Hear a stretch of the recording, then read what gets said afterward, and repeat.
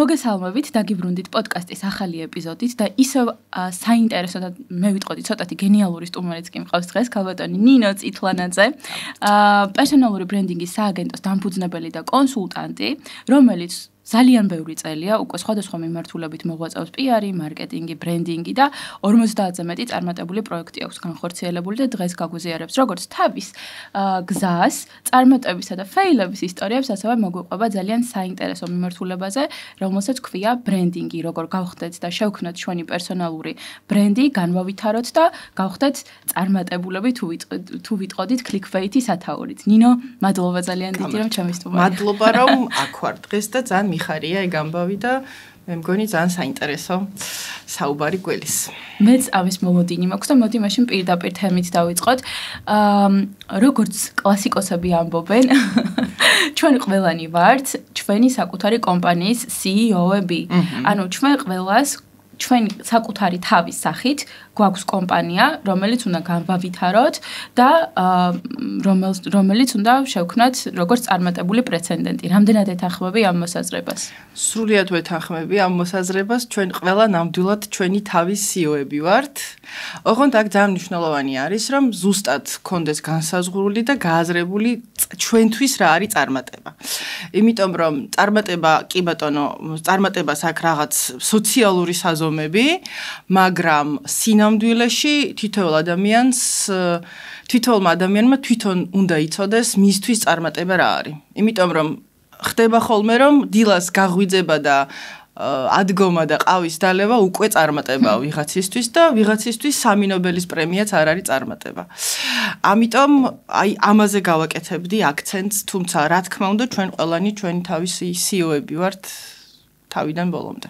გიჟდები, ძალიან დიდი მადლობა აი ამ არა აბსოლუტური პასუხისთვის, იმიტომ რომ დღეს მიჩვეულები ვართ იმას, რომ ყველა წარმატების ისტორიებს გვტენის სხვადასხვა მედია საშუალებების მეშვეობით და რაღაცა კონკრეტული რაღაცა დოგმები არსებობს თუ რა არის წარმატება და შენ ძალიან სწორად დასვი ჩემი აზრით აქცენტი იმაზე, რომ წარმატება არ არის რაღაცა კონკრეტული ფორმულა. ყველასთვის არის ინდივიდუალური და თუ საუბრობთ ამ ტერმინზე და ზოგადად სხვა ტერმინებზეც, ალბათ წინასწარ უნდა შევათანხმოთ ორივე მხარე თუ რამდენი მხარეც არის ჩართული, რას გულისხმობს წარმატებაში. შესაბამისად, შენი ნათქვამიდან გამომდინარე ამოვდივართ, რომ შენ ყველა შენს მომხმარებელთან, კლიენტთან, არ ვიცი როგორ უწოდებ ამ ადამიანებს, მათი ინდივიდუალური საჭიროებებიდან და თავისებურებებიდან ამოდიხარ და 100%-ით. ანათებ მათ საუკეთესო მხარეებს? 100%-ით ყველა ჩემს კლიენტთან მუშაობა არის 100%-ით ინდივიდუალური და 100%-ით კონფიდენციალური, აქვე დავძენ. როგორ ხდება პროცესი? იმიტომ რომ ბევრი მეკითხება ამაზე და ბარემ მოვყვები. მოკლედ პერსონალური ბრენდინგის სააგენტოს წარმოვადგენ და როდესაც ადამიანები მოდიან პერსონალური ბრენდინგის სააგენტოში, პირველ რიგში იმისთვის მოდიან, რომ საკუთარი აწერტილი დაადგინონ. ანუ აი ამ წამს, აი ამ წერტილში მათი კარიერა როგორ ვითარდება, რა დონეზეა, რამდენად განვითარებულია, რამდენად წარმატებულები არიან და ასე შემდეგ. და მას შემდეგ, როდესაც ჩვენ ამ აწერტილს დავადგენთ, იმის შემდეგ ხდება მეორე ნაბიჯი და ჩვენ ვიწყებთ იმაზე ფიქრს, თუ სად გვინდა რომ მივიდეთ. და ამას ჩვენს ენაზე ქვია ოსტატობის წერტილი. ყველაზე კარგი ამბავი ამაში არის ის, რომ არ არსებობს ოსტატობის წერტილი, რომელსაც ოდესმე მივაღწევთ. და ეს არის ყველაზე მაგარი, რაც კი ნებისმიერ პროფესიაში და ზოგადად პროფესიონალიზმში არის, იმიტომ რომ დღეს მე თუ აქ ვარ და აი ესეთი მაგარი ვარ, აუცილებლად არსებობს +1, რომლის მეშვეობითაც მე კიდევ უფრო მაგარი პროფესიონალი გავხდები. და ეს მომწონს ყველაზე მეტად ჩემს საქმიანობაშიც და ჩემს კლიენტებთან ურთიერთობაში. ანუ წარმატება კი, აი თუნდაც რაღაც პირობითად ნობელის პრემია რო ავიღოთ, ხო? შენ იმ ნობელის პრემიას რო მიიღებ, მეორე დღეს აუცილებლად იარსებებს რაღაც ის ნობელის პრემია +1, რომელიც კიდევ უფრო წინ წაგიყვანს. და ეს არის ძალიან მნიშვნელოვანი. ხო და რაც შეეხება მუშაობის პროცესს, რა თქმა უნდა, ყველაფერი არის მორგებული ადამიანის მასშტაბს და ყველაფერი არის მორგებული იმას თუ ადამიანს რა უნდა, რა ჭირდება, სად მიდის, რატომ მიდის და ეს არის მთავარი კითხვა, იმიტომ რომ ორ კითხვას ვაო მე ყოველთვის პირველ შეხვედრაზე ნებისმიერ ჩემს კლიენტთან. პირველი კითხვა, რომლითაც ვიწყებ სესიას არის რა გაწუხებთ და მეორე კითხვა არის რატომ აკეთებთ, რასაც აკეთებთ. და თუ ჩემი აზრით თუ ადამიანმა ამ ორივე კითხვაზე ზუსტი პასუხი იცის, არის უძლეველი სრულიად. აი ძალიან საინტერესო მიმართულებებს შეეხე. ძალიან ბევრი კითხვა მაქვს თავში, მაგრამ მოდი დავიწყოთ საიდანღაც. მაგალითად, შენ ახსენე შენს მომხმარებლებთან რაღაცა კითხვები, ხო, რომლებსაც შენ მათ უსვამ, მაგრამ აქვს ერთი არის შენ რა კითხვებს უსვამ და მეორე აქვს თუ არა მათ პასუხები და რამდენად დამაკმაყოფილებელი პასუხები აქვს. ან გაქვს თუ არა შენ რაღაც შენი ფილტრაციის სისტემა, რომლის მიხედვითაც თანამშრომლობ კონკრეტულ კლიენტთან და კონკრეტულთან არა. იმიტომ რომ მარკეტინგში ჩვენ ხო ბრიფებს ვაგზავნით სხვადასხვა კომპანიებთან და ამ ბრიფის საფუძველზე ვადგენთ. ანუ შეგვიძლია თუ არა მის საჭიროებებს მოვერგოთ და მივცეთ ის რაც მას სჭირდება. შეიძლება მე ძალიან კარგი პროფესიონალი ვარ, შეიძლება ის ადამიანის თავის საქმის მიმართულებით ექსპერტია, მაგრამ ჩვენ თანაკვეთა არ გვაქვს. აი შენ რა კრიტერიუმები გვაქვს აქ? პირველი და მთავარი კრიტერიუმი არის ძალიან მარტივი, საერთო სიმპათია. მე მოვწონ ვარ ადამიანს და ადამიანი ჩემთან თავს გრძნობს კომფორტულად და მე ასევე კომფორტულად გრძნობ თავს ადამიანთან. მეორე არის ის, რომ მე ვხედავ, რომ მე რეალურად შემიძლია გაზომვადი სარგებელი მოუტანო ადამიანს და შედეგი დავდოთ, იმიტომ რომ ჩემს ძალიან მნიშვნელოვანია, რომ უკვე მუშაობის პროცესში პირველ შედეგებზე გავიდეთ. ანუ ეს არ არის რაღაც, რომ ჩვენ ვიმუშავეთ, დავიშალეთ და 2 წლის მერე ნობელის პრემია მიიღო. არა. ადამიანი ახლა გადავეკიდე ამ ნობელის პრემიას, მაგრამ პირობითად ძალიან ისეთი მაგალითია რა ყველას ესმის. ხო, ანუ ადამიანი თუ მოვიდა ჩემთან და მითხრა რომ 2 წლის თავზე ნობელის პრემია უნდა მივიღო, ჩემი ამოცანა არის, ანუ თვეებით და რეპერული წერტილებით დაულაგო გეგმა ისე რომ იმ ორ თვეში მივიდეს იმ ნობელის პრემიამდე. მეორე ამბავი არის ის, რომ შეიძლება მუშაობის პროცესში აღმოაჩინოს, რომ საერთოდ არ ჭირდება ის ნობელის პრემია და ესეც ძალიან მაგარი შედეგია იდეაში. მაგრამ აი დაახლოებით ესე. რა თქმა უნდა კრიტერიუმები არსებობს. არაერთხელ მithქვამს უარი კლიენტებთან მუშაობაზე, დიდ მუშაობაზე. იმიტომ რომ ხვდებოდი რომ ადამიანი ვერ გამიგებს, იმიტომ რომ ხვდებოდი ყველაზე ხშირი უარის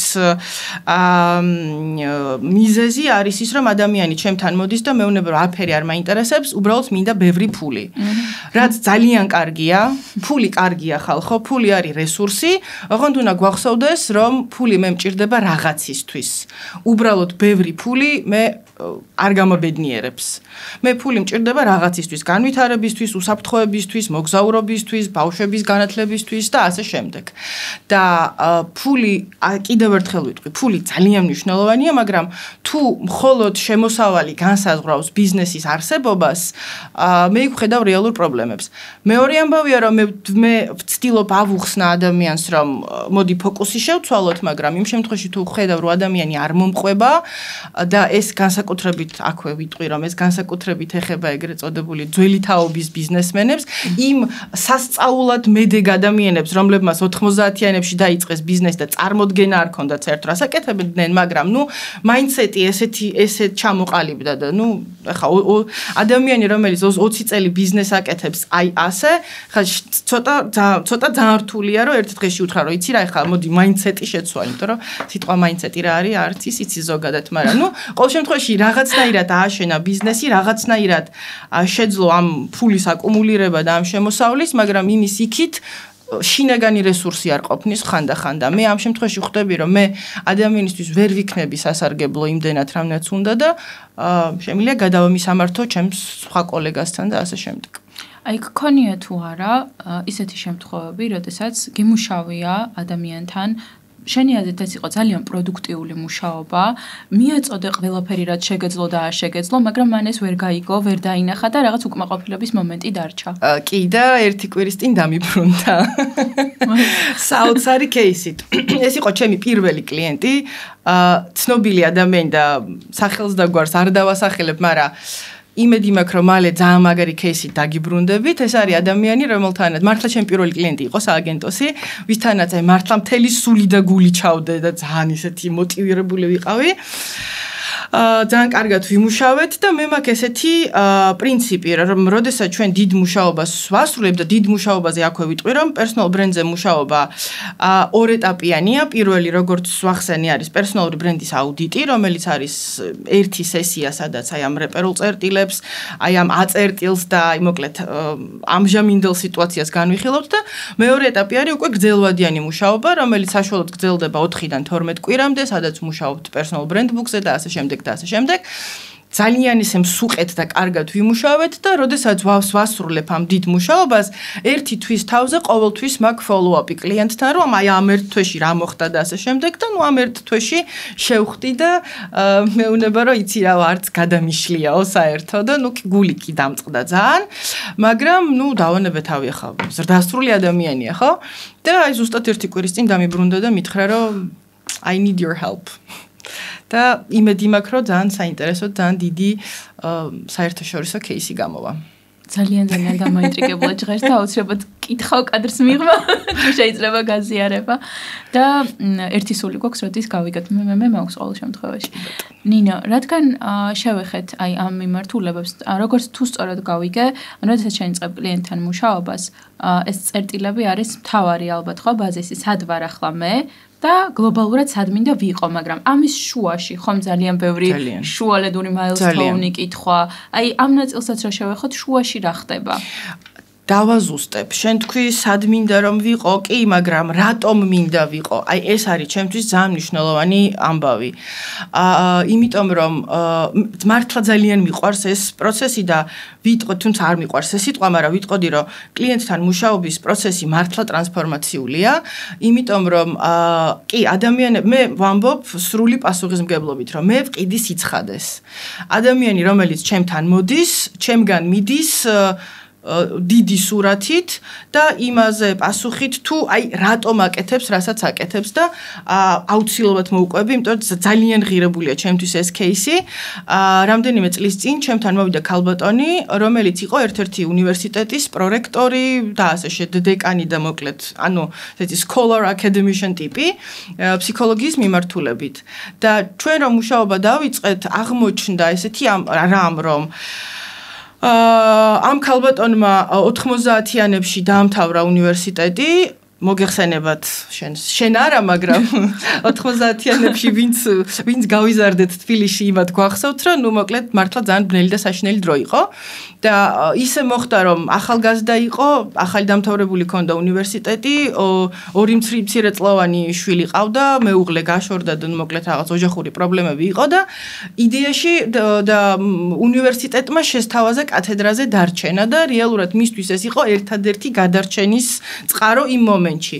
მაგრამ ისე მოხდა, რომ 20 წელი არაფერი არ შეცვლილა. 20 წელი გაატარა ამ ქალმა ამ კათედრაზე, კი გახდა პრორექტორი და კი გახდა დეკანი და კი გახდა პროფესორი და ასე შემდეგ, მაგრამ ჩემთან მუშაობის პროცესში აღმოვაჩინეთ და ამოვიღეთ, რომ თურმე ამ ქალს მთელი ცხოვრება უნდოდა პრაქტიკული ფსიქოლოგობა, ფსიქოთერაპევტობა. და იმით დავასრულეთ ჩვენი მუშაობა, რომ წამოვიდა ამ პრორექტორებიდან და დეკანობიდან და რაღაც საათები დაიტოვა უბრალოდ და იწყო პრაქტიკული ფსიქოთერაპევტობა. ანუ იმის თქმა მინდა მათ შორის, რომ თუ თქვენ მიგაჩნიათ, რომ უკვე გვიანია, არ არის გვიანი არასოდეს.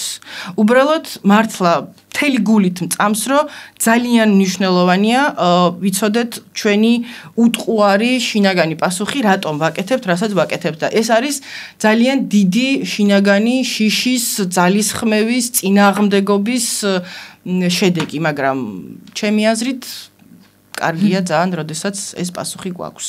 აი, ჩემი აზრით, მომხმარებლის თვალიდან რომ შევხედო ამ ყველაფერს, ან საშუალო სტატისტიკური მოქალაქის თვალიდან, რომელმაც არ იცის, რას გულისხმობს ზოგადად პერსონალური ბრენდინგი, ან ზოგადად ბრენდინგის ცნება. ყველასთვის ბრენდინგი ასოცირდება დაახლოებით ლოგოსთან, შეფუთვასთან მხოლოდ და იმასთან, რა გამომარჩევს. მე მარკეტში რომ შევდივარ პირობითად და ვყიდულობ რაღაც კონკრეტული ბრენდის წყალს ან რაღაცა სხვას, ეს ბოთლი შეფუთვა. მაგრამ შენთან საუბრისას ჩვენ კიდევ ერთხელ ვეხებით იმას, რომ თუნდაც პერსონალური ბრენდინგის შემთხვევაში ეს არ არის უბრალოდ ბრენდის ატრიბუტიკები, ეს არის თვითშეცნობის, ინსპექციის და თვითრეფლექსიის პროცესი, რომელიც ძალიან ხანგრძლივი და შეიძლება მტკივნეული იყოს. ძალიან მტკივნეულია, აქვე მინდა გითხრათ. მართლა ძალიან მტკივნეულია და უბრალოდ, ნუ, ესეა. და აი თუნდაც შენი მოყვანილი кейსიდან გამომდინარე, როგორც აღმოჩნდა, ადამიანები შეიძლება იყვნენ ძალიან შრომის მოყვარეები, მაგრამ შრომის მოყვარეობა ფასს კარგავს თუ არა იმ შემთხვევაში, თუ მას არ გააჩნია კონკრეტული საბოლოო მიზანი და კონკრეტული წერტილი, იმიტომ რომ თუ შენ შრომობ უბრალოდ კარგად და ღამეებს ათენებ, მაგრამ ეს არის უბრალოდ ღამეების თენება და შენ არ იცი კონკრეტულად აი რისთვის აკეთებ ამ ყველაფერს, გამოდის რომ გავხარ აი ლაბირინთში მორბენალ ადამიანს, რომელსაც არ აქვს საბოლოო წერტილი, ხო? და შენ ეხმარები ამ ადამიანებს, რომ გააცნობიერონ სად უნდათ ყოფნა, როგორ მიაღწიონ, ანუ პრაქტიკულ ინსტრუმენტებს აძლევ ასეა? კი ბატონო. ოღონდ აქ მინდა ძალიან ხაზგასმით აღვნიშნო ერთი რამ. მე ვარ კომუნიკაციების სპეციალისტი. მე 17 წელია ვმუშაობ კომუნიკაციებში. და ჩემი მიდგომა და ჩემი დამოკიდებულება კლიენტისადმი არის შემდეგი, რომ პირველ რიგში მე კლიენტს ვეხმარები საკუთარ თავთან, როგორც პროფესიონალთან კომუნიკაციის დამყარებაში, ანუ მე ნამდვილად არ შევდივარ სხვა სფეროებში. ანუ მე ადამიანს ვეხმარები საკუთარ თავთან, როგორც პროფესიონალთან კომუნიკაციის დამყარებაში, საკუთარი ძლიერი მხარის აღმოჩენაში, ზუსტად აი ამ why კითხვაზე პასუხის აღმოჩენაში და ასე შემდეგ. და როდესაც ჩვენ ეს პასუხები გვაქვს და ეს რაღაც შინაგანი ფუნდამენტი გვაქვს, შემდეგ ჩემი ამოცანა არის ის, რომ ადამიანს დავეხმარო სწორი კომუნიკაცია დაამყაროს გარე სამყაროსთან, იმ ხალხთან, ვისთვისაც ეს სარგებელი მოაქვს და ბარემ აქვე რახან საუბარმა მოიტანა, ვიტყვი რომ როდესაც პერსონალური ბრენდინგით დავინტერესდი, უბრალოდ ესე იყო რა, მოკლედ ბევრი წელი ვიმუშავე ძალიან ბევრგან. ძალიან ამით დავიწყეთ მე და შენ ხო დღეს რო შევხვდით, რომ ისე მოხდა, რომ ძალიან განსხვავებული და ძალიან მრავალფეროვანი გამოცდილება მაქვს, ხო? პირველი განათლებით ვარ ჟურნალისტი, 17 წელია ვმუშაობ შემოქმედებით ინდუსტრიებში, ვარ შემოქმედებით ინდუსტრიების ექსპერტი, გარდა ამისა ვარ კომუნიკაციების სპეციალისტი და ნუ მოკლედ, ბევრნაირი ადამიანი ვარ. და როდესაც მე მივხვდი, რომ დიდი გოგო ვარ უკვე და ჩემი ბიზნესი მინდოდა რომ მქონოდა, ვიფიქრე რა შეიძლებოდა რომ ყოფილიყო ეს ბიზნესი და თან იმაზე ვიფიქრე რომ კომუნიკაციების, ანუ ინტეგრირებული მარკეტინგული კომუნიკაციებიდან ყველაზე მეტად ყოველთვის მომწონდა ბრენდინგი. და ჩემი კითხვა იყო ასეთი და ნეტა ადამიანების ბრენდინგი თუ არსებობს თქო და ნუ ამით დაიწყო კვლევა და ასე შემდეგ. და რეალურად რაც კი ეს იყო დაახლოებით 8 წლის წინ, რაც კი ინფორმაცია, ლიტერატურა და კურსი, იმიტომ რომ ხა აკადემიური კურსი არ არსებობს, თუმცა მინდა ვთქვა, რომ დღეს უკვე მე თვითონ ვასწავლი personal branding-ს ორ უნივერსიტეტში, ანუ აკადემიურ საგნად ხო დისციპლინად ჩამოყალიბდა, ხო და მოკლედ რაც კი ინფორმაცია აღმოვაჩინე ინგლისურად და რუსულად, იმიტომ რომ ქართულად ცხადია რომ არაფერი არ იყო ამ თემაზე, ყველაფერი მოგროვდა და შეგროვდა და ჩემ სტუდენტებს ვუყვები, რომ 240 გვერდიანი ფაილი მქონდა ბოლოს, სადაც აი მოუყარე თავი ყველა იმ ინფორმაციას, რაც მოგროვდა, ესე ვთქვათ და მეორე კითხვა დაუსვი ჩემთავს, რომ აი აქედან რა შემიძლია გავაკეთო და რა შემიძლია შევფუთო პროდუქტად, ბიზნესად და სასარგებლო რაღაც პროდუქტად და მივხვდი რომ პასუხი იქ იყო რომ ეს ყველაფერი ეს დიდი მასივი ინფორმაციის უნდა მომერგო ქართული ბაზრისთვის. იმიტომ რომ ქართველების პერსონალური ბრენდი ძალიან განსხვავდება ევროპელების, ამერიკელების პერსონალური ბრენდინგისგან, რაც აბსოლუტურად ბუნებრივია, ხო? იმიტომ რომ მენტალიტეტის სხვაობაა და ანუ ძალიან ლოგიკური და ამბავია, ხო? და ასე შეიქმნა ჩემი საავტორო მეთოდოლოგია, რომლითაც მე ვმუშაობ. ანუ მათ შორის ამიტომაც მე არ მაქვს რაღაც copy paste ოფერი ჩემი კლიენტისთვის, ხო? აბსოლუტურად ინდივიდუალური ამბავია და ეს მეთოდოლოგია ჩემი აზრით და უკვე რამდენიმე წელია ამ მეთოდოლოგიაში ვმუშაობ და არის აპრობირებული ბევრ კლიენტზე, არის ჩემი აზრით ძალიან მარტივი და შედგება 5 ელემენტისგან. პირველი იმისთვის რომ ადამიანი ანუ ადამიანს ბრენდობაზე კონდეს პრეტენზია, ის უნდა იყოს ოსტატი. და ძალიან მიყვარს ეს სიტყვა. კი, ოსტატი, ანუ რაღაცას უნდა ვაკეთებდეთ კარგად. ეს არ ნიშნავს რომ მე დედამიწაზე საუკეთესო უნდა ვიყო, იმიტომ რომ ვერ ვიქნები, მაგრამ კარგად, ანუ პროფესიონალი უნდა ვიყო. მეორე, რაც ჩემთვის ასევე ძალიან მნიშვნელოვანი არის ღირებულებები. ზუსტად ეს პასუხი კითხვაზე, რატომ ვაკეთებ, რასაც ვაკეთებ, ხო? და აქ ბოლოს იქამდე მივედი, რომ ძალიან მარტივი პასუხი მაქვს, რომ მე რაღაცას ვაკეთებ, იმიტომ რომ ამის არ გაკეთება არ შემიძლია, იმიტომ რომ ჩემ თავს თვალებში ვეღარ ჩავხედავ. ანუ მართლა მარტივია, უბრალოდ ძალიან რთული გზით მიდიხარ ამ დასკვნამდე იდეაში. და თვითონ ეგ გადაწყვეტილებაც რთულია. რთულია, მაგრამ შენ ამ გადაწყვეტილებას გულით რომ მიიღებ, დამიჯერეთ რომ მე ყველაფერი ხდება ძალიან მარტივი. ანუ იცი როგორ ვიტყოდი რომ ამ გადაწყვეტილებას რომ იღებ, ყველა სხვა დანარჩენი გადაწყვეტილება ლაგდება, ხო? ძალიან მარტივად ლაგდება, ხო? მესამე არის გაზომვადი სარგებელი. ანუ მე რომ კარგი პროფესიონალი ვარ, მე რა სიკეთე, რა გაზომვადი სარგებელი მომაქვს ჩემი აუდიტორიისთვის. მეოთხე არის უნიკალურობა, სხვანაირად ნამდვილობა და აი აქ არის ყველაზე საინტერესო ამბავი, იმიტომ რომ კი პოტენციურად ყველას აქვს პერსონალური ბრენდი და ყველაზე მაგარი ამბავი არის ის, რომ ჩვენ ყველანი იმთავითვე ვართ უნიკალურები, იმიტომ რომ ჩვენ ყველანი ვართ ნამდვილები. ხო? შესაბამისად, ესეც ძალიან მნიშვნელოვანი ამბავია, რომ მე დავინახო, ვაღიარო, მივიღო და დავუბრუნო სამყაროს ის ფაქტი, რომ ჩემი ნამდვილობა არის ჩემი სუპერძალა. ანუ მეორე ნინო წითლანაძე არ არსებობს, თუმცა შენ მიმკიცები რომ არსებობს, მაგრამ მეორე ნინო წითლანაძე არ არსებობს და ვერ იარსებებს. რაც იმას ნიშნავს, რომ მე ყველაზე ძალიან მაგარი კი არ ვარ, უბრალოდ მე როგორიც ვარ, სხვა ვერ იქნება. ჩემს ადგილას შეიძლება სხვა ადამიანი იჯდეს და გესაუბრებოდეს პერსონალურ ბრენდინგზე და ის 800 ჯერ უფრო სასარგებლო და საინტერესო იქნება, მაგრამ მე როგორც მოვყვები ამას სხვა ვერ გააკეთებს და ეს არის პერსონალური ბრენდის აი ყველაზე ისეთი core point-ი რა, ჩემი ნამდვილობა.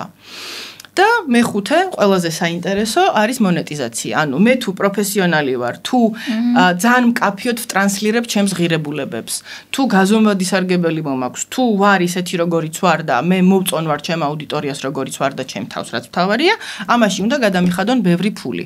არა იმიტომ რომ მე პროფესიონალი ვარ, არამედ იმიტომ რომ მე ვარ.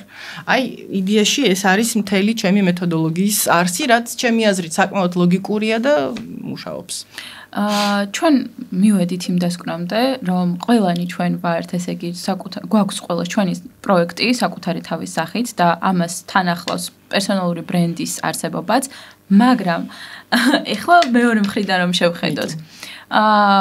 არის თუ არა ყველა ექსპერტი, ვისაც აქვს ცოდნა ავტომატურად პერსონალური ბრენდის მქონე. არა და ინფლუენსერებზე ვამბობ მაგას ყოველთვის და ყველა ჩემმა სტუდენტმა იცის რომ ძალიან არ მიყვარს ხოლმე, როდესაც მოკლედ არა და არა. რატომ და აქვე მე გადავიდეთ შენ საყვარელ თემაზე, კოუჩები რატომ არ გიყვარს? ასევე ბჭყალებში საყვარელ თემაზე, ხო? რატომ არა? იმიტომ რომ შენ შეიძლება იყო ძალიან მაგარი სპეციალისტი, კი ბატონო, მაგრამ შენ თუ მე მოდი ესე ვთქვათ რა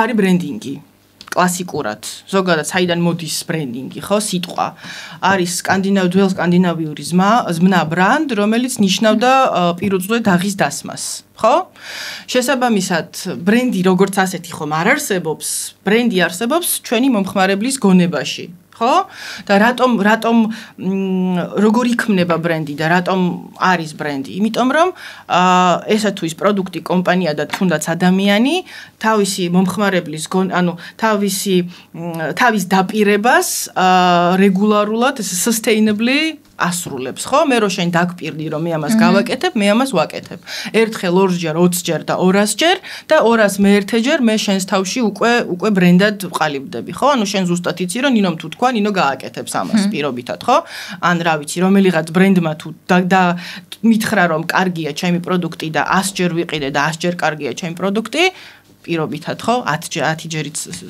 საკმარისია საქართველოს ყოლობაზე ხო ესე იგი მე შემიძლია ჩავთვალო რომ ის დაპირებას ასრულებს და ის ბრენდია ხო აქედან გამომდინარე მხოლოდ აი მაგას ვამბობ სულ რომ მხოლოდ ექსპერტულობა მხოლოდ დიდი შემოსავალი მხოლოდ სარგებელი ანუ ჯამში უნდა მოხდეს ეს ყველაფერი რა პერსონალური ბრენდინგი არის ძლიერი ფუნდამენტი რომელიც ღირებულებებს ეფუძნება რომელიც საბოლოო ჯამში მე ესე შენდება ჭირდება და ძალიან დიდი დრო ჭირდება ამას, მეცაც გეტყვი. ჩემი 17 წლიანი კარიერის განმავლობაში, აი დღეს შემიძლია ვთქვა, რომ დღეს რაღაც ნაწილში დღეს დავიწყე დივიდენდების მიღება იმისა, რაც 20 და 21 და 22 წლის რო ვიყავი, მაშინ რაღაც პროცესები დავძარი პირობითად და დღეს ამდენი წლის თავზე ვიღებ დივიდენდებს. შესაბამისად, პერსონალური ბრენდინგი არის ყოველდღიური შენი საქმიანობა. ამიტომ ვამბობ, რომ კი, ჩვენ ვიმუშავებთ კლიენტთან ბრენდბუქს გავატან, გაწერილ გეგმას გავატან, გავყვები კიდეც და follow-up-საც ჩაუტარებ, მაგრამ შენ ყოველდღიურად ამაზე თუ არ იზრუნე, არაფერი არ გამოვა. ეს არის ყოველდღიური ესე ძალისხმევა. ამიტომ ვამბობ კიდევ ერთხელ, რომ არა აქვს პერსონალური ბრენდი მხოლოდ ექსპერტს, თუ ამას არ მოყვება, თუ ამაში ღირებულება არდევს და აი რაღაც შინაარსი არდევს და რაღაც წონა არდევს. აქვე კიდევ მეორე შეკითხვა აი ამავე მიმართულებაში. ჩვენ აღმოვაჩინეთ, რომ პერსონალური ბრენდი, კარგად აშენებული პერსონალური ბრენდი არის ძალიან მძლავრი ინსტრუმენტი ექსპერტის და პატიოსანი ექსპერტის ხელში, მოდი ასე ვთქვათ. მაგრამ ამას ხომ აქვს მეორე მხარეც. შეიძლება ეს ინსტრუმენტი აღმოჩნდეს ინფოციგნის ხელში, რომელსაც კარგად აქვს განვითარებული ბრენდი, მაგრამ არც ისე პატიოსანი ადამიანია და შეიძლება ჰაერს ყიდის, უბრალოდ კარგად ყიდის.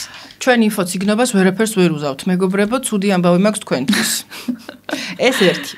მეორე, შენ ვერასოდეს ვერ გახდები ბრენდი, ანუ სურო 50 ნობელის პრემია კონდეს მიღებული, თუ შენ არ ხარ აღიარებული და მიღებული შენი აუდიტორიის მიერ. შესაბამისად, მე შემიძლია ჩემ თავზე ვამბობდე რაღაც სასწაულებს, მაგრამ მე განსაზღვრავს, მე როგორც ბრენდს განსაზღვრავს ჩემი აუდიტორია, რომლისთვისაც მე ამ სარგებელს ვქმნი. და აქ არის ის, რასაც მე ჩემ სტუდენტებს ვასწავლი და ვეძახი მარკეტინგის პირველ კანონს. თუ პროდუქტი არის ყველასთვის, პროდუქტი არის არავისთვის. მე არ ვარ ყველასთვის და სავარაუდოდ უკვე გამოჩნდა ეგ ამბავი, ხო?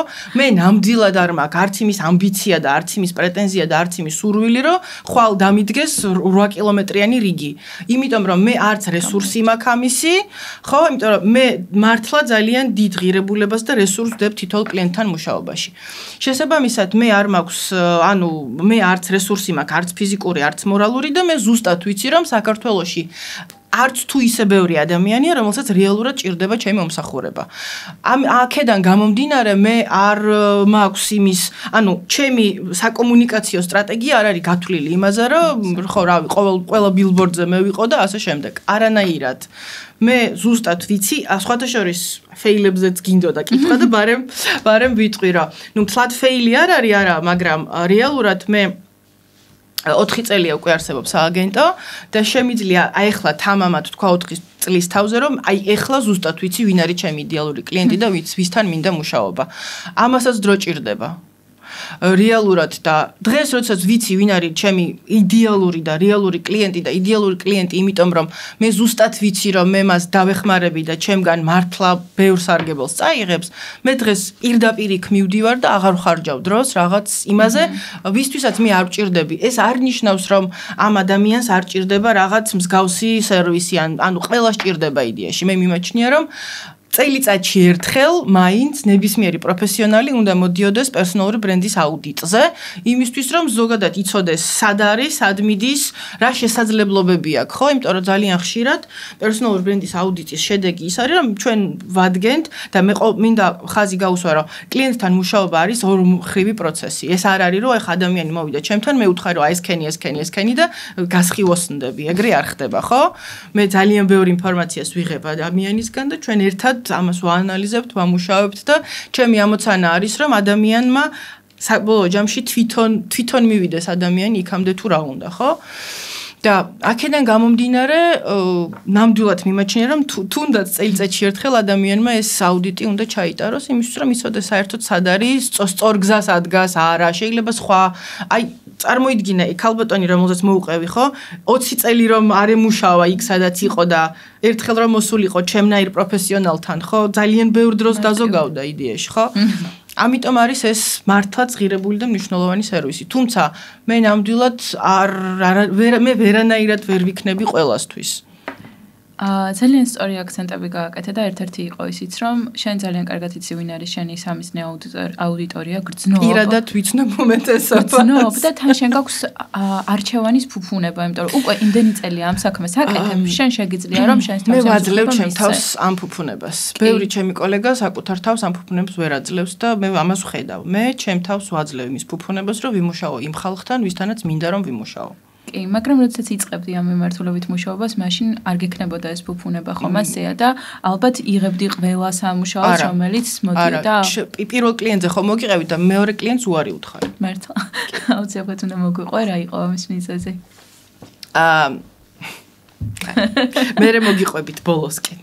კარგი, რაღაც ძალიან ბევრი დამაინტრიგებელი კითხვა დაგვიტოვა ნინო. კარგი, მაშინ იცი რას ვეკითხავ, არის თუ არა პირად ბრენდინგის მშენებლობასა და რეპუტაციის მშენებლობასავით ძალიან ვიწრო გამყოფი ზოლი და რითი განსხვავდება PR სტრატეგია პირადი ბრენდინგის სტრატეგიისგან? კავშირში არიან, ერთად პარალელურად მიდიან, იმიტომ რომ პერსონალური ბრენდი საბოლოო ჯამში რეპუტაციის შენებას ნიშნავს. აქვე გავიხსენოთ და ვთქვათ, რომ რეპუტაციის შენებას სჭირდება წლები, რეპუტაციის ნგრევას სჭირდება წამის მეასედი და რეალურად ჩვენს ირგვლივ ჩვენ ასეთ ძალიან ბევრ მაგალითს ვხედავთ. ადამიანები, რომლებსაც ეთაყვანებოდა სრულიად საქართველო, დღეს გამარჯვებას არავინ არ ეუბნება, რაც მაგრამ პირად ბრენდინგს და სწორ კრიზისულ მენეჯმენტს, ესე რომ ვთქვათ, აქვს თუ არა იმის უნარი, რომ გაათეთროს ნებისმიერი ქცევა, ასე ვთქვათ, ფეილი. იცი რა, ისევ აუდიტორიის ამბავია.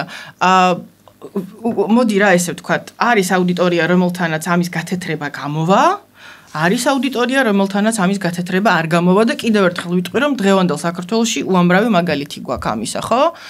ჩემს ირგვლივ სამწუხაროდ ბოლო პროცესების გამო არც თუ ისე ცოტა ადამიანია, რომელსაც მე ალბათ გამარჯვებას აღარ ვეტყვი. თუმცა ადამიანები, რომლებთანაც მიმუშავია, საოცარი პროექტები გვიკეთებია და ასე შემდეგ. რომ რაღაც აუდიტანო, რაღაც კატეგორია ადამიანებისთვის მისაღები და საყვარელი ადამიანები არიან, ჩემთვის კიდევ ერთხელ მე ჩემ თავს ვაძლევ ამის ფუფუნებას. იმიტომ რომ ძალიან დიდი მტკივნეული და გრძელი გზა გამოვიარე იმისთვის, რომ საკუთარი თავისთვის ამის ფუფუნება მომეცა. ვიღაცას არ აქვს ამის ფუფუნება, ვიღაცას ამის ეშინია, ვიღაც ამბობს და ნუ მოკლედ, ბევრი მიზეზია ახლა. ყველა ადამიანი განსხვავებულია, მაგრამ ჩვენ ძალიან ბევრჯერ შევეხეთ იმას, რომ პერსონალური ბრენდინგის მშენებლობაში მნიშვნელოვანი არის ადამიანის უნიკალურობის წარმოჩენა და მისი რეალური თვისებების ხაზგასმა, ხო? მაგრამ ანუ ყოველთვის გამოდის თუ არა ეს ყველაფერი, ან არის თუ არა ყოველთვის ადამიანის რეალური მხარეებით მართლაც წარმოსაჩენი და ხაზგასასმელი და ხანდახან ექცევა თუ არა ადამიანი პირადი ბრენდინგის ტყვეობაში და უწევს თუ არა რაღაცა თავისი ჭრილოვანი მხარეების უკან ჩაწევა, მათი არ წარმოჩენა და ამ მომენტში არის თუ არა რაღაც გარკვეული სიყალბე, იმიტომ რომ არიან ძალიან ბევრი ადამიანები, ვისაც პერსონალური ბრენდინგი აქვს იდეალურად გამართული, მაგრამ ჩვენ სადღაც ხვდებით, რომ ერთ რაღაცას ფიქრობენ, მეორეს აკეთებენ და მესამეს ამბობენ. აი, სად არის სინქრონიზაცია ამ ყველაფერში? აი, ვინც ასე იქცევა, იმას პერსონალური ბრენდი არ აქვს. მაგით დავიწყოთ. იმის მოდი ასე ვთქვათ რა, ამიტომ ვამბობ, რომ ეს მართლა ძალიან მტკივნეული და გრძელი პროცესია. შენი ნამდვილობის გამომზეურება სჭირდება ძალიან დიდი გამბედაობა. ძალიან დიდი გამბედაობა. მე მართლაც ძალიან ბევრი წელი დამჭირდა ამისთვის. თუმცა მე ეს გამომივიდა, შემიძლია თამამად თქვა, მაგრამ იმდენი ძალიან რთულია, მართლა ძალიან რთულია. თუმცა მე მიმაჩნია, რომ ნუ სხვანაირად არ გამოდის ეგ ამბავი. მეორე რაც შემკითხე, არის ის, რომ ხო, აი საკუთარ თავთან თუ ხარ ნამდვილი ხარ ყველა დანარჩენთან, მაგრამ აი რაც შენ თქვი, რომ ადამიანები, რომლებიც ერთს აკეთებენ, მეორეს ამბობენ და ასე შემდეგ. ესეთი ადამიანი საკუთარ თავთან არ არის მართალი. მე ღრმად მწამს, მართლა მთელი გულით მწამს იმის, რომ ნებისმიერი ადამიანი არის განსაკუთრებული, ნებისმიერ ადამიანს აქვს რაღაც სუპერძალა, რომელიც შეუძლია გაუზიაროს სამყაროს. მართლა მთელი გულით მწამს ამის და რავი, ის ადამიანები, საოცარი ადამიანები, რომლებიც ჩემ ცხოვრებაში არის და კიდევ ბევრი იქნება, ამას მაჩვენებენ და ამას მასწავლიან, რომ არა აქვს მაგალითად, ჩემთვის ერთ-ერთი ყველაზე დიდი ადამიანი ბრენდი არის ჩვენი უბნის მეეზოვე ქალბატონი მზია. ამას ვამბობ სრული პასუხისმგებლობით. ანუ ქალი, რომელიც მეეზოვეა და რაც ჩემ თავი მახსოვს, უვლის ჩვენს უბანს და ჩემს სახლის და ასე შემდეგ, ჩვენს უბანს არის ჩემთვის აი 100%-იანი ადამიანი ბრენდი. ნამდვილად. და მე ამას ვერ ვიტყვი იმ ადამიანებზე, ვისაც დღეს შეიძლება 100,000-იანი და მილიონიანი აუდიტორია ჰქონდეს, მაგრამ ოკეი, მოდი ასე ვთქვათ რა, შენ თუ დიდი აუდიტორია გყავს და შენთვის თუ ეს აუდიტორია არის შემოსავლის წყარო, მოდი ნუ იტყვი რომ ადამიანი ბრენდი ხარ. იმიტომ რომ შენ ანუ რაში ხარ პროფესიონალი, მოდი მაგი დავიწყოთ რა. ანუ იმაში ხარ პროფესიონალი, რომ უბრალოდ დიდი აუდიტორია დაგიგროვდა? რაც შეიძლება 21 საუკუნეში ძალიან მარტივი ინსტრუმენტებით გააკეთო, ხო? ანუ როდესაც ჩემს სტუდენტებს ვეკითხები, რომ დამისახელეთ საქართველოში მაგალითები ადამიანი ბრენდების და ნუ არა რო იწყება ის კორიანტელი ინფლუენსერების, ყველაზე არ ვამბობ ცხადია, რა თქმა უნდა, მაგრამ უმეტესობაზე და რო იწყება ის კორიანტელი ამ ხალხის და ჩემი პირველი კითხვა რაში არის პროფესიონალი?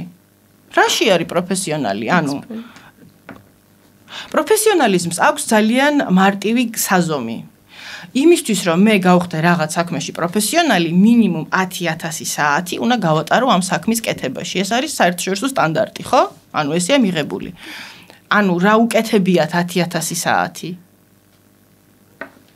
ანუ ცხოვრობთ თუ არა თვითმარქვიების დროში, როდესაც ყველა ადამიანს, ვისაც აქვს ტელეფონი, შეუძლია რომ გახდეს მედია რესურსი, მოდი ასე ვთქვათ. კი, რა თქმა უნდა, ცხოვრობთ და ეგ არის ყველაზე დიდი გამოწვევა.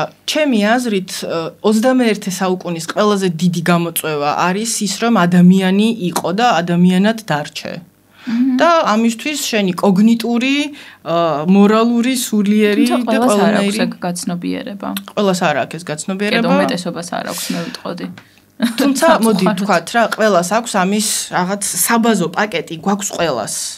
მე მართლა ღრმად მჯერა, რომ ყველა ადამიანი იბადება აი ამ რაღაც საბაზო პაკეტით, როდესაც შენ შეგიძლია შექმნა ის ცხოვრება, რომელიც შენ გინდა რომ შექმნა. რა თქმა უნდა, გასაგებია რომ პირობები და გასაგებია რომ ადამიანი, რომელიც პირობითად ნიუ-იორკში დაიბადა რაღაც მდიდარი ადამიანის ოჯახში და ადამიანი, რომელიც დაიბადა საქართველოში მაღალმთიან სოფელში, ცხადია რომ თანაბარი სასტარტო პოზიცია მათ ვერ ექნებათ, ეგ ორჯერორია, მაგრამ საბაზო პაკეტი მაინც ერთნაირია. ანუ შენ გაქვს გული, შენ გაქვს ტვინი და შენ გაქვს იმის 21 საუკუნეში განსაკუთრებით შენ გაქვს იმის შესაძლებლობა რომ განვითარდე და შენ თავი იპოვო. გაცილებით უფრო მეტი რესურსი გაქვს იდეაში, ვიდრე, რავი, წინათაობებს ქონდა. ჩვენ ხო ვიცით, რომ იმ ინფორმაციის ის მოცულობა, რომელსაც საშუალო ადამიანი იღებს დღეს, არის იმაზე მინიმუმ 3-ჯერ მეტი, რაც შუა საუკუნეებში მთელი ცხოვრების განმავლობაში იღებდა ადამიანი. ანუ როგორ განვითარდა ეს ყველაფერი, ჩვენ ინფორმაციულ ზედოზირებაში ვცხოვრობთ ახლა, მაგრამ ძალიან მნიშვნელოვანი არის ჩვენთვის და რთული, ჩემი აზრით, ჩვენთვის საჭირო და ღირებული ინფორმაციის გამოტანა ამ ნაკადში, იმიტომ რომ გარშემო ყველა მხრიდან აბსოლუტურად როგორც სოციალური ქსელები, მედია საშუალებები გარშემო, გარემო, ქუჩაში გასვლა რომ უკვე რაღაცას გვტენის და ძალიან რთული არის გამოვარჩიოთ ჩემთვის რა ინფორმაცია არის აღირებული და აქედან მოდის მე გადაქანცვაც ჩემი პირადი გამოცდილებით. ხადია, იმიტომ რომ შენ უყურე რა არის მნიშვნელოვანი რომ შენი აი ეს შენ თავს კი არ მოусმინო საერთოდ გაიგო აი ეს ხმა შენი შინაგანი. ამას კიდევ ერთხელ ვიტყვი, ჭირდება ძალიან დიდი ძალისხმევა და იცი რა, ბევრი ადამიანი მე ვიცნობ ბევრ ადამიანს, რომელიც ხვდება რომ აი ამ გზას თუ დაადგება მართლა მივა რაღაც სულ სხვა ხარისხის ცხოვრებამდე და სულ სხვა დონის ცხოვრებამდე, მაგრამ არ იწყებენ ამ პროცესს, იმიტომ რომ კი რთულია, იმიტომ ადამიანის ტვინი ხო ესეა მოწყობილი, რომ ჩვენ გვიყვარს მარტივი სიმარტივე.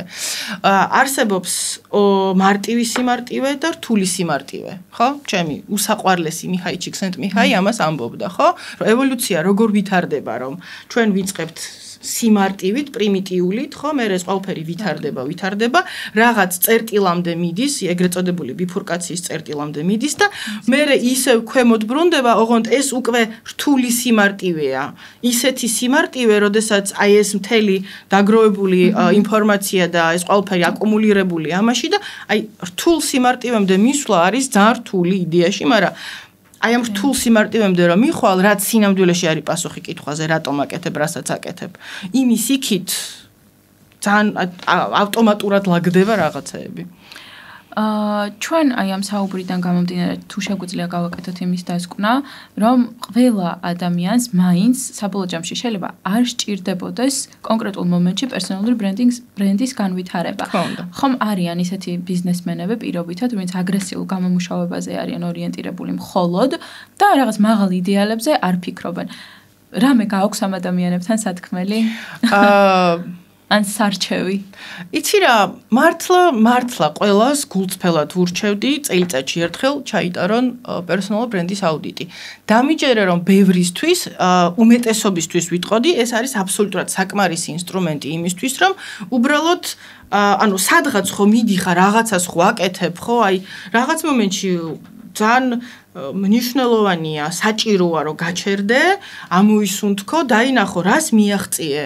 იდეაში ხო ჩვენ ხო აი ამ აწერტილში იმას ვაფასებთ რომ საიდან მოხვედი და რითი მოხვედი შეიძლება ისე მოხდეს რომ შენ გაცილებით უფრო მეტი გააკეთე ვიდრე გეგმაში ქონდა და უბრალოდ შენ ამას ვერ ხედავ იმიტომ რომ მუდმივ მოძრაობაში ხარ და სულ სადღაც გარბი ხარ და სულ რაღაც პროცესებში ხარ და ასე შემდეგ და ეს ამოსუნთქვის მომენტი კარიერაში ხო ძალიან მნიშვნელოვანია იდეაში რომ დაინახო სად ხარ, როგორ მოხვედი აქამდე და მიხვდე რომ შეიძლება შენ ამავე ტემპით უნდა იარო.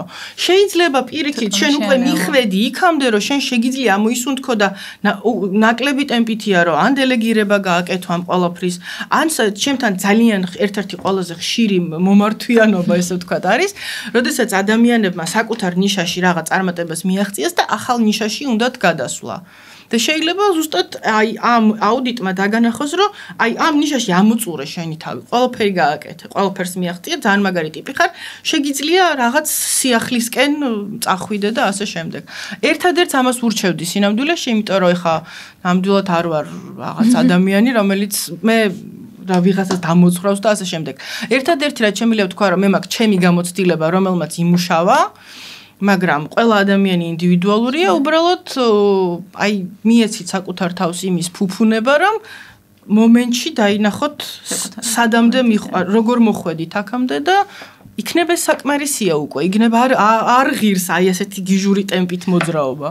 აი სწორედაც რომ გეთანხმები ნამდვილად დღეს იმდენად მართლა გიჟურ ტემპში ვმუშაობთ და ვარსებობთ ყველა და იმდენად აჩქარებული არის ჩვენი ცხოვრების ტემპი რომ fear of missing out-ი რასაც ქვია ძალიან გვაშინებს და გვაპარალიზებს რომ მე თუ ახლა 2 წამი გავჩერდი ძალიან ბევრ რაღაცას გამოვტოვებ ჩამოვრჩები ჩემს იქეთ ძალიან ბევრი პროფესიონალია რასაც შენ შეეხე თვითმარქვიას სინდრომი ხო მე მაგალითად ყოველთვის ვფიქრობ იმას რომ მე შეიძლება რაღაცა საკითხი კარგად ვიცი მაგრამ ჩემს იქეთ არის მილიონი ადამიანი რომელმაც ეს ასაკითხი უფრო მასშტაბურად იციან და ეს მე მიშლის ხელს ტკბობაში იმ ასე ვთქვათ მიღწევებით რომელშიც ძალიან დიდი ძალისხმევა მაქვს ჩადებული და შენ ამბობ იმას, რომ მნიშვნელოვანია ზუმაუთის გაკეთება, საკუთარ თავის გვერდიდან შეხედვა და აი გაცნობიერება ამ ყველაფრის და მაგრამ ეს ხო პრაქტიკაში ძალიან რთულია. არ არის რთული, ეს არის ერთი ანკეტის შევსება და 1 საათი კონსულტანტთან მუშაობა, არ არის რთული. მე რთული, როდესაც ამას რთულია, როდესაც შენ ეს იცი უკვე და მე აღარაფერს აღარ აკეთებ. უბრალოდ დავძენ ერთ რაღაცას, შენ თქვი თვითმარქვია და თვითმარქვიას სინდრომი. თვითმარქვიას სინდრომი პირიქით, ეს არის აბსოლუტური პარადოქსი და თვითმარქვიის სინდრომითაც ხშირად მოდიან ჩემთან. თვითმარქვია ემართება მხოლოდ პროფესიონალებს. ეს მართლა პარადოქსია, შენ თუ გჭირს თვითმარქვიას სინდრომი, ეს ძალიან კარგი, ესე ვთქვათ, ინდიკატორია იმისა, რომ კი, შენ, ხო, იმიტომ რომ არაპროფესიონალს თვითმარქვიას ესე ვთქვათ, კლასიკურ თვითმარქვიას, ეგეთი რაღაცები არ ჭირთ, ეხლა მე უკეთესი გავხდე და მეტი ვისწავლო და მეტის არა. ისედაც ძალიან მაგარი ვარ. არა, შეიძლება მან იცის, რომ არ არის ძალიან მაგარი, მაგრამ ამპლუა აქვს ეგეთი, მოდი თეატრალური ტერმინი ვთქვათ, ხო? იმიჯი აქვს ეგეთი, მაგრამ იმიჯი და რეპუტაცია ძალიან ხშირად განსხვავდება ერთმანეთისგან, ხო? და აი ამ ამპლუაში, ამ როლში ადამიანი, იმიტომ რომ personal branding-ში ჩვენ გვაქვს როლები, საიდანაც ვირჩევთ ამ ყველაფერს და ადამიანი არის ამ როლში, კომფორტულად, შემოსავლიანად და თავს გრძნობს კარგად და ეხლა სულ არ ჭირდება მაგას შენი ფილოსოფიები და რატო ვაკეთებ და რატო არ ვაკეთებ და ასე შემდეგ. ცალობითი თემაა რა, ინდივიდუალური თემაა რა. დანინგ-კრუგერის სინდრომიც მაქედან გამომდინარეობს, რომ ვინც მართლა რაღაცა იცის, მას გონია რომ არაფერი არ იცის და ვინც არ იცის, იძახის რომ ყველაფერი იცის. ანუ ყოველ შემთხვევაში თავის ძალიან დარწმუნებული არის. ჩემ თავზე შემიძლია ვთქვა, აი ზუსტად აბსოლუტურად რაც უფრო მეტი ვიცი და საკმაოდ ბევრი ვიცი. ვფიქრობ რომ ბევრი გაქვს კიდე სასწავლი. აი ლექციაზე რომ შევდივარ, ხო, მე ხო ვემზადები ცხადია ყოველი ახალი ლექციისთვის, ხო და ვხვდები რომ აი კიდე რაღაც მოხდა, იმიტომ რომ ცხადია რომ მე ძირითადად შემოქმედებითი ინდუსტრიების მიმართულებით ვასწავლი სტუდენტებს, იგივე არტ მარკეტინგი, იგივე კრეატიული აზროვნება და ასე შემდეგ. და ყოველდღე რაღაც სიახლე ხდება და რო გინდა რომ მიიტანო ამ ბავშვებამდე, ამ სტუდენტებამდე, არ მიყვავს ბავშვებს რო ეძახიან, ამ ადამიანებამდე რაღაც კიდე უფრო მეტი და კიდე უფრო ახალი, ხვდები რომ შენ ეს არიცი და ასე შემდეგ. მაგრამ მე ამ შემთხვევაში თავს ვიმშვიდებ იმით, რომ ვარ ბებერი მილენიალი, ამას ვამბობ დიდი სიამაყით და რაღაც ტრენდები არის რომელსაც ჩამორჩი და დავნებდი და ჩემი აზრით ვგიჟდები მილენიალების თაობაზე. მეც მილენიალი ვარ, უფრო ადრეული, მაგრამ ისეთი ხო. როგორ ჩემთვის ჩვენი თაობა ძალიან არ ვიცი, მოსაფრთხილებელი და განსაკუთრებით 90-იანებში თბილისში ვინც გავაშებული თაობა. მე ადრეული 90-იანები არ მახსოვს, მაგრამ მეც 99 წელს დავიბადე და რაღაც ფრაგმენტებად მახსოვს. ჩემთვის ახალი წელი და შუქი, ერთი და იგივე ცნებები იყო ერთი პერიოდი. მე ცოტა უფრო ადრე დავიბადე და კი. მე ვამბობ, რომ 90-იანების ბავშვებს თბილისში გაზრდილებს, ხაზგასაო ბავშვობა არ ქონია, იმიტომ რომ ჩემი ბავშვობის ყველაზე დიდი და ყველაზე ნათელი მოგონება არის, მესამე კლასში როგორ მოვედი სახში სკოლიდან და ზამთარი იყო და ციოდა და ბაბუაჩემა როგორ დამახვედრა ბურჟუიკაში გამომცხვარი კარტოფილი და ეს არის ჩემი ბავშვობის მართლა ყველაზე დიდი და ნათელი მოგონება და შესაბამისად მაგრამ ამ წარსულმა გამოცდილებებმა გაგვხატა ის, ვინც ვართ, ხომ ესეა? და აქვე მოცემულობა იყო ეგეთი. ნიუ-იორკში დავბადებულიყავი მულტიმილიარდერის ოჯახში, სავარაუდოდ კი არა, სულ სხვა გამოცდილება მექნებოდა, მაგრამ მოცემულობა. ყველა გამოცდილება ღირებული არის. ყველა გამოცდილება ღირებულია. ზოგადად მთელი ცხოვრება არის ერთი დიდი გამოცდილება. აქვე მინდა კითხო, რომელი იყო შენ ცხოვრებაში ყველაზე გარდამტეხი მომენტი, რამაც რეალურად გაგხადა ნინო წითლანზე? შეიძლება ასეთი მომენტები იყო ბევრი, მაგრამ ალბათ აი მთავარი მაილსტოუნები, რომლებიც გამოარჩიო. 14 წლის ვიყავი, ზუსტად მახსოვს, ვიყავი 14 წლის და უცებ აღმოვაჩინე, რომ რაღაც მაკლია და რაღაც არ ვიცი ჩემ თავზე და 14 წლის ასაკში დაიწყო ჩემი ეს გრძელი გზა და მოგზაურობა, რომელიც არ დასრულებულა და არ დასრულდება სანამ ცოცხალი ვარ. ჩემი საკუთარი თავის აღმოჩენის. დრო ჭირდება ამას. ვერ ვიტყვი რომ რაღაც ისეთი მომენტი იყო და რაღაც კინოებში რომ ფინალური სცენებია და რაღაცა. არა, ეგეთი არაფერი არ ყოფილა ალბათ. ან იყო და ვერ ვიხსენებ, მაგრამ მე ზუსტად ვიცი საიდან დავიწყე. და ანუ ეს იყო როდესაც შენ საკუთარ თავის შეცნობამ და გაინტერესა. და ეს იყო სასტარტო წერტილი და მე უბრალოდ ეტაპობრივად ამატებდი. და უფრო ყოველდღიურად უფრო მეტად და მეტად ხდებოდი საკუთარი თავი და ნაკლებად ვინმე სხვა და ეს არის ბრენდინგის ამოსავალი წერტილიც, ხო? ბრენდინგის ამოსავალი წერტილი ჩემი აზრით არის ის, რომ ხო, შენი ნამდვილობა დაინახო და გინდოდეს, რომ ეს ნამდვილობა მიიტანო სხვა ადამიანებამდე. ანუ შენი თავი ძალიან კარგი და ჯანსაღი გაგებით, შენი თავი გაუზიარო სხვას და რაღაც სარგებლის და რაღაც ნიშნანუ ანუ ღირებულება რომ გაუზიარო სხვა ადამიანს, რომ ნინო წითლანაძე შეუძლია ბევრი სხვა ადამიანისთვის რაღაც ისეთის ძალიან ხშირად ხდება ხოლმე მართლა ჩემ ცხოვრებაში, ამით ძალიან ვამაყობ და ძალიან ვაფასებ. აი რაღაც ხშირად ხვდები ადამიანებს, რომლებიც მეუბნებიან, მე არც მახსოვს საერთოდ, რომ შენ ერთხელ რაღაც მითხარი და ამან მთელი ჩემი ცხოვრება შეცვალა. მართლა ხდება ეგრე და მართლა ძალიან ვამაყობ ამით. მე ძალიან მჯერა მენტორობის ინსტიტუტის ზოგადად და ვთვლი, რომ ძალიან მნიშვნელოვანია ყავდეს გვერდით. ანუ ადამიანი არ არის აუცილებელი 24/7 თავზე გედგას და რაღაცას გიხსნიდეს და გასწავლიდეს, მაგრამ ერთი ფრაზით, ერთი მინიშნებით, ერთი რეკომენდაციით შეიძლება ისეთი გარდამტეხი ცვლილებები გამოიწვიოს შენს ცხოვრებაში, რამაც შენი კარიერა თუნდაც ან საკუთარ თვითშეცნობის პროცესი საერთოდ მაღალ დონემდე აიყვანოს. ან თუნდაც პირიქით ყველანაირი გამოსავალი შეიძლება მოხდეს და მაინტერესებს შენ თვითონ თუ ყავდა ასეთი მენტორები? კი.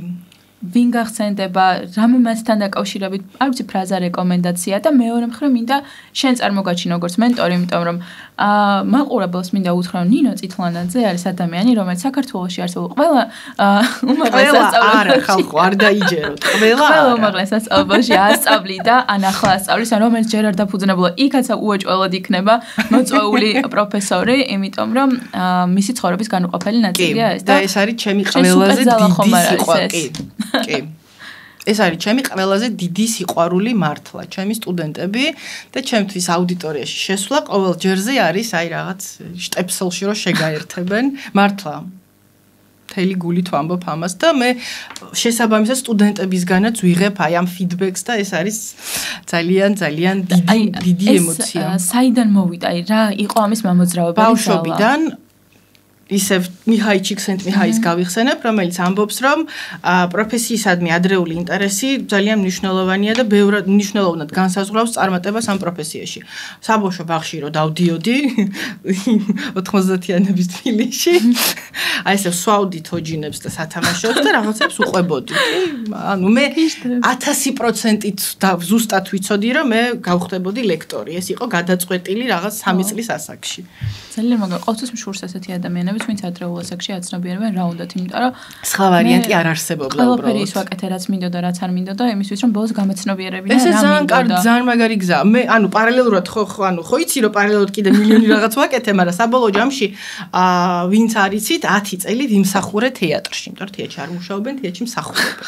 10 წელი ვიმსახურე თეატრში და რომ დავიცავი ეს ჩემი სადოქტორო დისერტაცია იმისთვის რომ მე პედაგოგი და ლექტორი გამხარიყავი, მივხვდი რომ მიდევს ეს დისერტაცია და მე ისევ თეატრში ვარ და მივხვდი რომ it's time for changes და მივედი ჩემ სამხატვრო ხელმძღვანელთან და მითხრა რომ წავიდე მეთქი და აი რაღაც რა კაი გოგო ხარო და იქნება არ წახვიდეო და რაღაცა და იცი რა მეთქარ ეხა თუ არ წავალ მეთქი არასოდეს აღარ წავალ და წადიო და რეალურად ისე მოხდა რომ მე წამოვედი თეატრიდან სრულ არაფერში და ზუსტად რაღაც 2 თვეში დავიწყე ჯიპაში ლექტორობა. ჯიპა იყო ჩემი პირველი უნივერსიტეტი და ძალიან ძვირფას და დღესაც ჯიპას ლექტორი ვარ. მათ შორის ყველასი არა, მაგრამ ბევრის კი. და ასე დავიწყე და ასე დავიწყე. დღეს ერთი კარი იხურება, აუცილებლად იხსნება მეორე და მით უმეტეს თუ კარს სწორად ხურავ. გონი? ხო, კარს სწორად დახურვა ძალიან მნიშვნელოვანია მეგობრებო. და მენტორობის ნაწილზე მენტორობა როგორც ασეთი ანუ აი შენი მენტორი ვინ იყო თქო როდესაც ჩემი მენტორი იყო ადამიანი რომელიც მთელი ჩემი ცხოვრება მიმტკიცებდა რომ მე არაფრის ღირსი არ ვარ და უდიდესი მადლობა მას ამისთვის ძალიან ტოქსიკური მენტორობის მაგალითია. ტოქსიკური ადამიანი, რომელიც ისვრიდა სკამებს და ასე შემდეგ.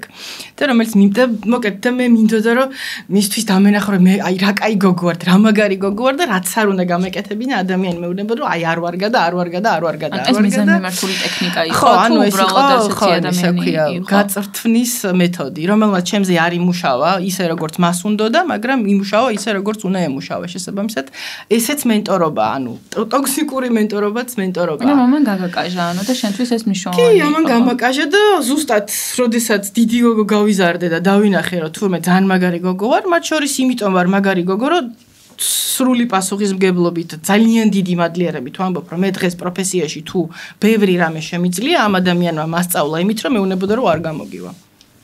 ძალიან საინტერესოა. ყველა ადამიანზე განსხვავებულად მოქმედებს ტექნიკები, იმიტომ რომ ჩემთვის ეს არის ძალიან ცუდი მაგალითი, იმიტომ რაც უფრო მეუბნებიან რომ ვერ გამომივა, მე ვიფუშები. ანუ თაფლაკვერის და მათრახის თემა რო არის და ჩემზე მათრახი არ მუშაობს. არც ჩემზე.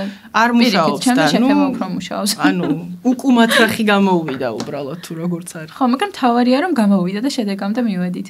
და ოღონდ ძალიან მეტკინა მართალია, მაგრამ ნუ რა. მაგრამ სამაგიეროდ ახლა რაღაც ისე პოზიტიურად ის კარგი მიდგომა იდეაში. და შენ არ ხარ რაც თავარია ასეთი შენ სტუდენტებთან მიმართებით, ჩემ პირიქით ამოტივირებ მათ. და მათ ეხმარები მათი დადებითვისებების ამონათებაში და შეიძლება ზუსტად კორელაციაშიც არის ეს ორი მომენტი ერთმანეთთან. გულწრფელად მე აუდიტორიაში როდესაც შევდივარ, აი მეში რა ქვია კალენდარში ტელეფონში ხო მიწერია რომელიღაც საათზე მაქვს ლექცია და მიწერილი მაქვს ხო აი პირობითა და BTU-ში ლექცია მაქვს და იქვე არის მიწერილი ყოფთვის Big 3 potential. ანუ მე როდესაც შევდივარ აუდიტორიაში მე ყველა სტუდენტს ვუყურებ როგორც დიდი ხის პოტენციალს და რაც შემიძლია მინდა რომ მივცე და რომ მათ საკუთარ თავში დიდი ხის პოტენციალი დაინახონ. და ვფიქრობ ძალიან ბევრი ისეთი სტუდენტი გეყოლება რომლებიც უბრალოდ თვალსაჩინო ნაყოფი არიან იმ შენიშნების და მე მაქვს ერთი რუბრიკა სოციალში #საამაყო სტუდენტები და კი მართლა და ჩემი სტუდენტების წარმატებებს რო ხედავ ვაზიარებ ყოველთვის ძალიან მიხარია ძალიან მაგარია ჯიპაში რამდენიმე წლის წინ მყავდა მაგისტრანტი და ქონდა უკვე დანიშნული სამაგისტროს დაცვა და მირეკავს რომ აუმას ვაგვიანებ და სათხარ მევთხარი და საქართველოს ბანკში ვარ 500,000-იანი კონტრაქტს ვაწერთ ხელ სტარტაპი დავიწყეთ და ხო აი მევთხარი არა უშავს გადავიტან თქო შენ სამაგისტრო ძალიან მაგარია აი ეს არის ალბათ აი მთავარი რესურსი რომელიც ყვებავს ამ რაღაცა რთულ დაბრკოლებებით სავსე გზაზე რომელსაც გვერდს ვერავული ეს ქვეყანაში ადამიანები მხოლოდ ადამიანები იმიტომ რომ ხა შენ მარტო კი ეს მთელი ეს პროცესი მარტომ გამოვიარე, მაგრამ ჩემს გვერდით ყოველთვის იყო ანის ადამიანი, რომელიც მაძლიერებდა, ანის ადამიანი, რომელიც მეუბნებოდა, რომ არ გამომივიდოდა, მაგრამ ცოცხალი ადამიანები არის ყველაზე დიდი мотиваცია ამ ქვეყნად, ასე მგონია მე. დასასრულისკენ მინდა გთხოვო ვისარგებლო მომენტით და გთხოვო მინი კონსულტაცია. ანუ პატარა სიმულაციასავით რომ გავაკეთოთ. მე ვარ ანის ანაია, რომელმაც დაიწყო პერსონალური ბრენდის მშენებლობა. შეიძლება არც ისე სწორად, არც ისე გამართულად, მაგრამ მე გადავწყვიტე რომ დავიწყო და პროცესში გამოჩნდება გზა, მაგრამ ვერ გამოვტოვებ ისეთ შესაძლებლობას, რომ წინ მიზიხარ და არ გკითხო, დამაროუს თენინო წითლანაც. და სახეში მომახალე ყველაფერი ჩამიტარე აუდიტი და მითხარი რა მაქვს გამოსასწორებელი ან რა მაქვს დადებითი, არ ვიცი, როგორ იწყებ კლიენტთან რა გაწუხებს. რა მაწუხება იმე? დამოვიწყდა რომ ამ კითხვით დავიწყეთ, რა მაწუხებს?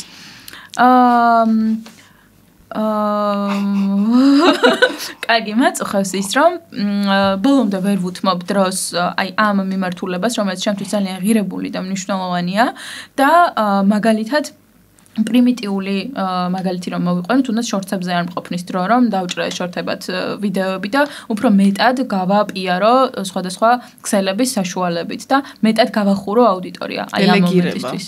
გიცდია?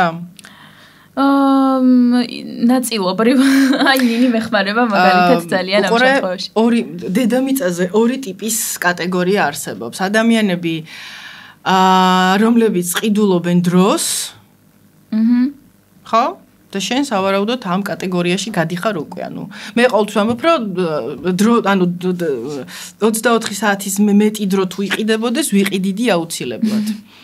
მეც აქ რა თქმა უნდა, ხა შემიძლია გითხრა, რომ პრიორიტიზაცია არის მნიშვნელოვანი და work life harmony, იმიტომ რომ ბალანს აღარ ამბობენ. ხა ტრენდია, რომ უნდა ვთქვათ, რომ work life harmony-ა ცხოვრების და იმის. ერთადერთი რაცაც გირჩევდი მართლა გულწრფელად არის აი ეს zoom out-ი და გაჩერება ამოსუნ თქვა და იმის დანახვა რომ რაღაცა ზედმეტს ხომ არ ვაკეთებ.